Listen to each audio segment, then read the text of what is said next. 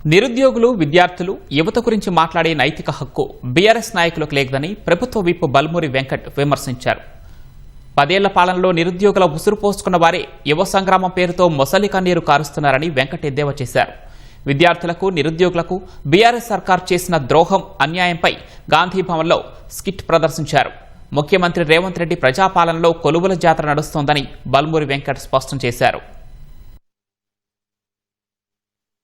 10 ఏళ్లు కేసీఆర్ అధికారంలో ఉన్నప్పుడు తెలంగాణ ప్రజల్ని పట్టించుకోకుండా తన ఫార్మ్ హౌస్ లో చెట్టు కింద కూర్చొని తెలంగాణ రాష్ట్రం ఆగమైపోయినా, తెలంగాణలో విద్యార్థులు ఇబ్బంది పడ్డా తన తనయుడైన కల్వకుంట్ల తారక రామారావు అలియాస్ రామారావు అలియాస్ మచ్చర్ పైల్వాన్ ఆయన ఏదైతే ఆ రోజు అడ్డగోలుగా క్వశ్చన్ పేపర్లు అంటే 10వ తరగతి పిల్లల పేపర్లకు వెళ్ళి మొదలు పెడితే గ్రూప్ 1 ఎగ్జామినేషన్ వరకు కూడా ప్రతి పేపర్ ని కూడా ఏదైతే అంగట్లో సరుకులు అమ్మినట్టు పైసలు తీసుకొని పేపర్లన్నీ అమ్మి ఆగం చేసింది.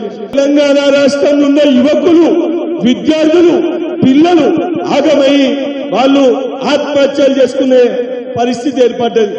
టీజీపీఎస్సీని ప్రక్షాళన చేసి ఏదైతే కొలువుల జాతరని కాంగ్రెస్ పార్టీ చేసింది.